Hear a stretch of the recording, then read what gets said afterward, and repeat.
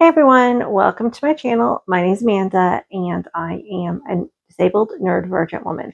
I have autism, ADHD, global aphantasia, which means that I cannot visualize in my mind's eye, and I have a memory disorder called SDAM, stands for severely deficient autobiographical memory, and I have videos on all of these subjects on my channel in different playlists. Today, I want to talk a little bit about the lived experience of an autistic shutdown. So I kind of feel like I am coming out of a shutdown, but as people who have been following me for a while probably can maybe tell from my demeanor that I am still struggling with this. So, for a little bit of context, I had foot surgery about a little over a week and a half ago. And while recovery is going well, it has been more of a struggle, both physically and mentally, than I had fully prepared for myself for. I do have some videos, the last couple, talking about how I think that if you're autistic, it might take you longer to recover because of sensory issues and changes in routine and things like that. And so I have definitely found this to be the case. And I think because of all of that overwhelm, it has, I mean, it has put me into it like a shutdown this last weekend. So there's a couple of big vocabulary words that I want to talk about as regards to autism, and there's an autistic burnout, meltdown, and shutdown. And burnout is long. I'm in an autistic burnout. This has been going on for months. For some people, it can go on for years. It's a whole separate video topic. I'm not going to really touch on it too much today. Then there is autistic meltdown and shutdown. Those two are a lot more similar, but it's kind of more of how they are expressed. So when I'm having a meltdown, I'm more likely to do some big stimming, lots of crying. For some autistic people, that can include like throwing things. I've never been one to throw things.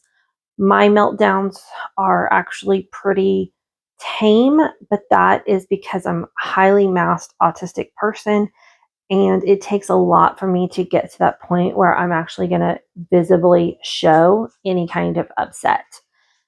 I do think that even before diagnosis that I went into shutdowns more often, just did not have a vocabulary word for them.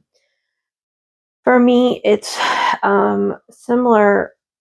It's a more intense expression of the burnout, and I get very withdrawn. I lose interest in my activities that I normally, like my special interest and things that normally I would want to do throughout the day. Like, for instance, creating content is one of my special interests. I absolutely love making videos for various platforms, especially YouTube. Y'all are my faves. See, even that just brings a smile to my face. But this weekend, I was so shut down that I just didn't have any creative thoughts. Like, even if I wanted to make a video, I could like I couldn't think of anything to talk about. I was having a hard time even processing thoughts. And I've talked about how before I like to process out loud. Um, but even that, I just felt very stuck, very, very stuck all weekend. And I had a hard time working on my projects. Like, I've been doing an embroidery project and I couldn't focus on that. Just all the things that would normally be something that I would enjoy, I was just kind of, I was feeling very numb and just like, see, right now, it's just my thoughts are harder to process. And I, while feeling lonely, also did not want to connect. Like, I had a friend who reached out to try to talk to me, and I wanted to talk to her, but the thought of trying to engage socially was just too exhausting to even comprehend. And so I did not respond back to her at that time. And a lot of autistic people can lose friendships over this because when they go into a shutdown, sometimes it can last a while, and friends might think that they are being ignored when we really just have no reserves of energy to hold a conversation, to be social. Also, food over the weekend, nothing sounded like it was going to taste good. And I'm a foodie. I love food, but like I was struggling. It wasn't that I wasn't hungry. Like some autistic people might miss hunger cues when they're in a shutdown. But for me, it was just nothing sounded like it was going to taste good. And I was also struggling again to drink enough water. Um, for me, shutdowns, I think they can last a short period of time. Like they might last an hour. That's not super rare. Usually it's like at least half a day. Oftentimes it's a weekend or like a couple of days. This one just happened to be over the weekend. Or, a shutdown could probably, I think for me in the past, and again, I'm talking from my own personal lived experience. I'm not, uh, everyone's going to be unique and have different, their own experiences with this. And I don't know exactly what the professional's opinion on this is. Um, and I'm still learning as I go. That's one thing I was thinking about this weekend was that this vlog is, I love it. I'm so happy to have started this vlog and to connect with so many of autistic people around the world. Y'all's comments have meant so much to me, and as I've shared my experience, I've gotten a lot of feedback that many of y'all have had similar experiences too. But it is lived experience. Like I'm not a professional, not a medical professional, and I'm learning along with y'all. But I think it's important, especially right now, to have content up like this with somebody who is willing to learn out loud, because there's so many of us late diagnosed women, AFAB, BIPOC, and there's no manuals out there for how traumatized and how we are processing having a late diagnosis, because it actually has been a life changing event. And there's no manuals out there. So, me creating this and learning along with everybody else who's leaving comments, we're creating um, a lived vlog experience of what it is like to get diagnosed later in life and how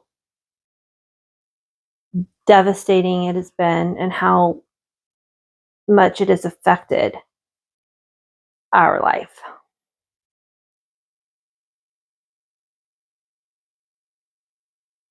Sorry, I'm pausing because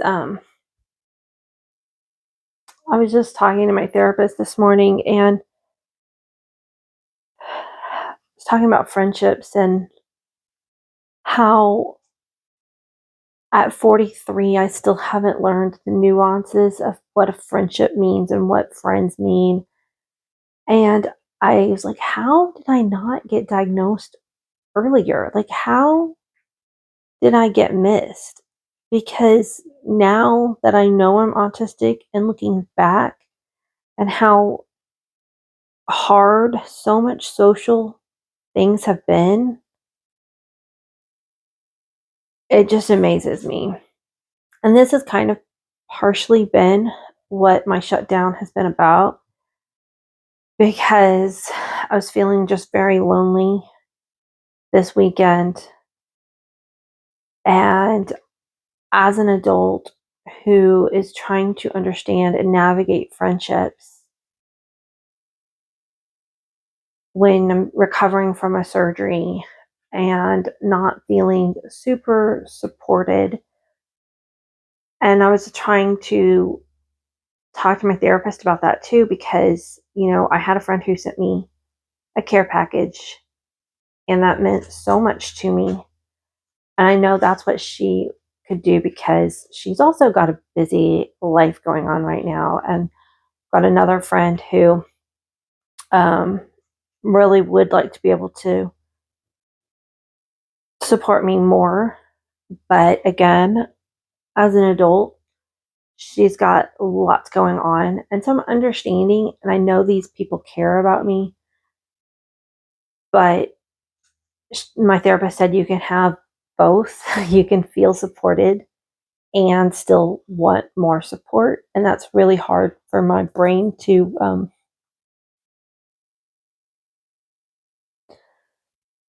reconcile.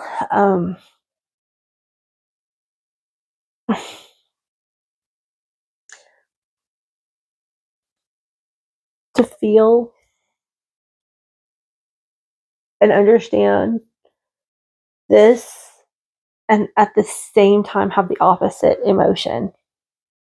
It's very, very confusing for me because, well, I do have people who are supporting me. My husband's been so supportive. My kids have been so supportive.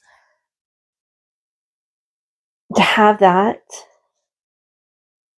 have my mom, take me last week to get my hair cut. So I have support and at the same time want and feel like I don't have as much as I need. And she said it's okay to feel both at the same time. And that doesn't feel real to me. I'm glad I have a therapist who's telling me these things. And also, part of being autistic is sometimes processing slowly. So, over the next couple days, I'll probably be ruminating over her words and maybe it'll make more sense. But right now, it's like I don't want to feel ungrateful for what I do have. And yet, just this weekend, I felt so lonely.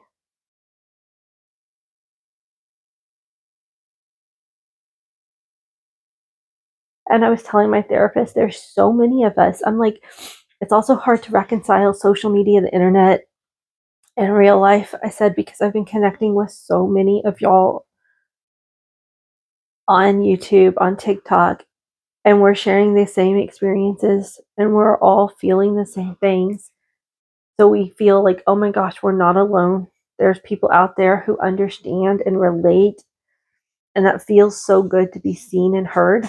And then in the same breath, feel so alone in our own little pockets of our communities by ourselves.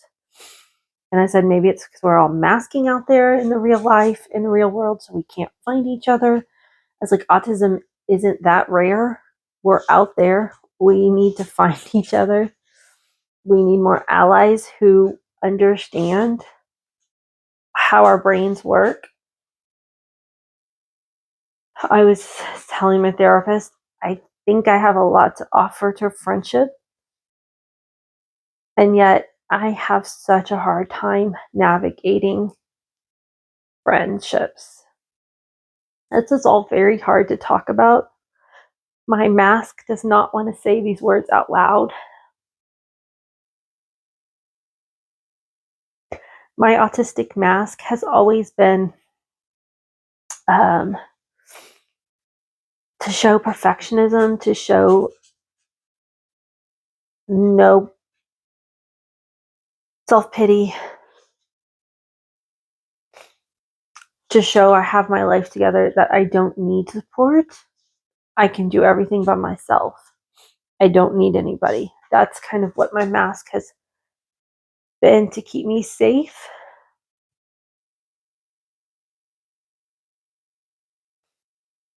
And I have found that when I'm trying to say something that goes against the mask that I've created my entire life, it is really hard to get the words out.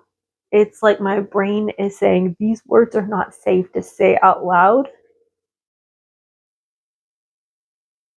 and that you will get hurt, and people won't love you if you say them.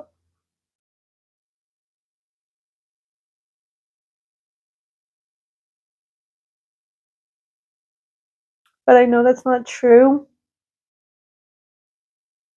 And I know that I have people that love me, and I know that I have people that support me. And so I'm trying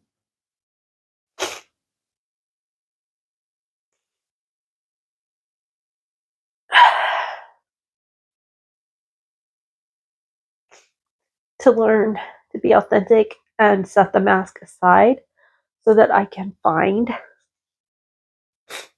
the people who want to be my friend and want. I can't. The words are hard right now. Hold on. My dog just jumped on the bed. I'm filming in my bed because of recovery. I'm not very mobile right now. Okay, Watson, be still. People don't want to see a shaky camera. Here's Watson Pug. Oh, Watson. Here. Everybody needs a good support, emotional support pug.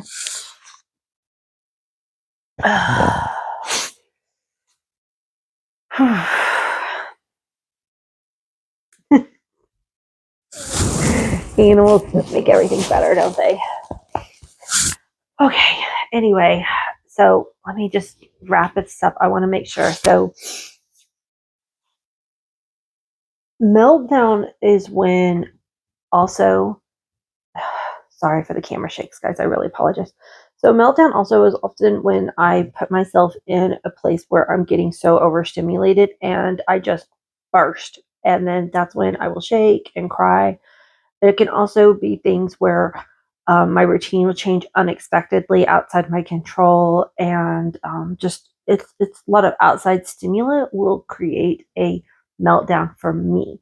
For me personally, I think I go more into a shutdown when it's more of an emotional upset. It's not necessarily outside stimuli that is causing it. It's more of when I emotionally get upset about something, and then I'll just shut down, make myself very small.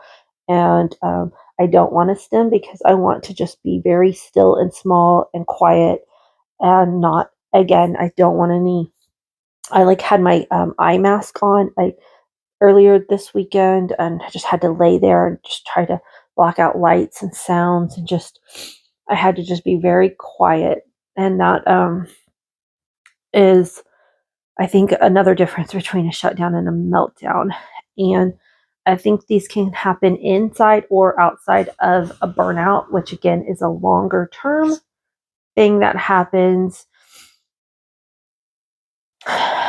And I think if you are not in a burnout part of life, maybe the meltdowns and shutdowns would be, you could get over them more quickly. But again, I'm not 100% sure on this. A lot of these things I'm just discovering newly as I gain the vocabulary for words for things that I've done my whole life, but had no understanding of why I was feeling or doing the things that I was doing. Thank you so much for being here with me during this video.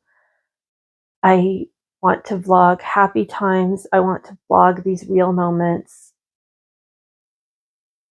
I want to advocate and educate about autism and ADHD and sometimes aphantasia and my memory disorder, which makes all of this even more hard. Thank you. Until the next one. Bye, guys.